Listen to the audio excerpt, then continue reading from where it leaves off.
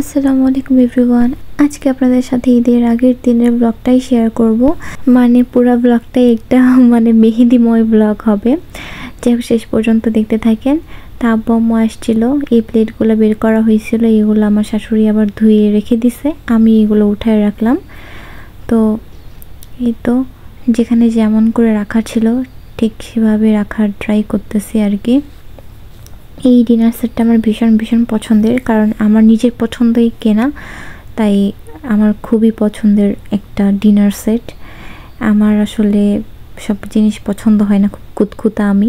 তো ডিনার সেটের ক্ষেত্রেও সব ফুল আমার ভালো লাগে না, তো এই জন্য এটা আমি নিজে পছন্দ করে নিছি। তো এইগুলো রাখার পর আমি ঘরে সব ফার্নিচার ক্লিন করে নিব, কেননা শ্বশুরবাড়িতে আসার পর এবার সেভাবে ফার্নিচার ক্লিন আমি করতে পারি নাই। রোজার মধ্যে আসলে শরীর ওভাবে ভালো লাগে না, আর ঈদ বলে কথা, এগুলো তো পরিষ্কার করতে হবে। তার আগে রুমটা একটু ক্লিন করে নিচ্ছি, এই ঈদের ড্রেসগুলো ছড়াই ছিটাই ছিল, এই জন্য রুমগুলো আরও বেশি অগোছালো মনে হচ্ছিল। যেহেতু আপনাদের সাথে আমি শপিংয়ের ব্লগটা শেয়ার করছি, তারপর আর ওভাবে উঠে রাখা হয় নাই। আর যেহেতু সামনে ঈদ পরবো, আর কোনটা কোথায় রাখবো না রাখবো, এই জন্য ওইগুলো বাইরেই রাখছিলাম। তো পরে আবার চিন্তা করলাম যে না, বাইরে সবগুলো না রেখে যেটা পরবো এরকম একটা ড্রেস সিলেক্ট করে রেখে বাকি সব কিছু কোথাও একটা রেখে দেই। তো এখানে দেখে শুনে আমার পছন্দ মতো দুইটা ড্রেস বের করে নিয়েছি, একটা ঈদের দিন সকালে পরবো, আর আরেকটা যেটা আছে ওইটা হচ্ছে গিয়ে বিকেলে বা যখন ঘুরতে বের হব তখন পরবো। তারপর নেক্সট দিনে যদি কোথাও যাওয়া হয় তাইলে সেদিন আরেকটা পরবো। তো এভাবেই আর কি পরা হবে। আর এখানে বেডশিটগুলো দেখতে পাচ্ছেন, বাসা থেকে আমি এই দুটো বেডশিট নিয়ে আসছি, আমারই কেনা ছিল, সেইগুলোই আনলাম।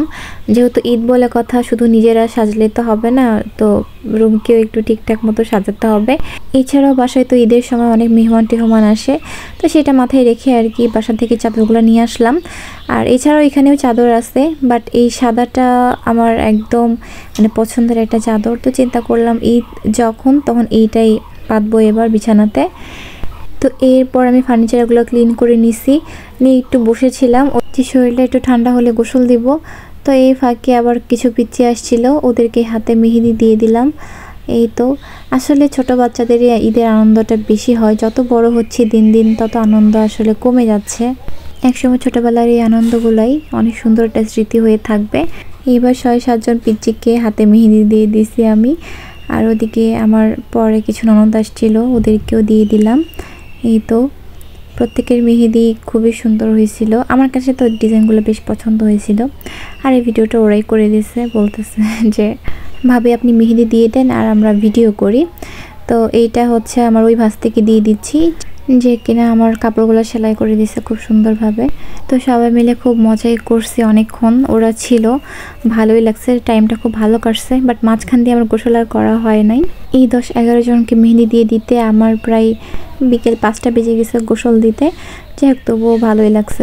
আর এটা হচ্ছে কি ওর মেহেন্দির ফাইনাল লুক। ওর এক হাতে গর্জিয়াস দিয়ে দিয়েছিলাম, তাই ওর এক হাতে সিম্পলই নিছে। আর এইটা হচ্ছে আরেকটা মেবি ননদ হয়, তো ওকে দিয়ে দিচ্ছি। যাই হোক, এই সব কিছুর মাঝে আমার বোনগুলোকে খুবই মিস করতেছিলাম। আমি এখানে এত মানুষের হাতে মেহেদি দিয়ে দিচ্ছি, অথচ আমার বোনগুলো ওইখানে আমার জন্য অপেক্ষা করেছিল। আপনাদের ভাই অবশ্য আমাকে নিয়ে যেতে চাইছিল পরের সন্ধ্যায়, কিন্তু ইফতার করার পর শরীরটা এত খারাপ ছিল যে আর গেলাম না। আর তাছাড়া ঈদের দিন তো যাবই। তো এই যে ওর মেহেদি দেওয়া অলরেডি শেষ, তো তখন চিন্তা করলাম যে এই 3 জনের একসাথে সুন্দর একটা ভিডিও করে নেই। তো ওরা চলে যাওয়ার পর গোসল দিয়ে ইফতারি করে নেই। এরপর আর চাঁদ দেখার কথা মনে ছিল না, পর আপনাদের ভাই আমাকে ডেকে বলতেছে ঈদের চাঁদ দেখে যাও। তো আলহামদুলিল্লাহ চাঁদটা দেখে নিলাম। এরপর আমার ওই ভাঁজদের থেকে আমি ডান হাতে দিয়ে নিছি, কারণ মেকআপ আর্টিস্টরা কখনো ডান হাতে মেহেদি দিতে পারে না। অনেকে আবার পারলে পারতেও পারে, বাট আমি তো পারি না, আমার হাত কাঁপে। আমার বউকে মেহেদি দেওয়ার জন্য ধন্যবাদ, পেমেন্ট করলাম।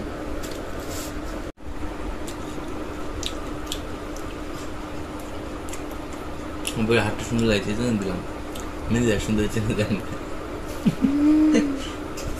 তোর কথা তো শুনলেনি, বলতেছে আমার বউয়ের হাতে সুন্দর করে মেহেদি দিয়ে দিছো, খুব ভালো লাগছে, এই জন্য তোমাকে 500 টাকা উপহার দিলাম। আর ও পরে বলতেছে যে আমার হাতে একটু মেহেদি দিয়ে দাও, তাই আমাদের নামের ফার্স্ট লেটার লিখে দিলাম।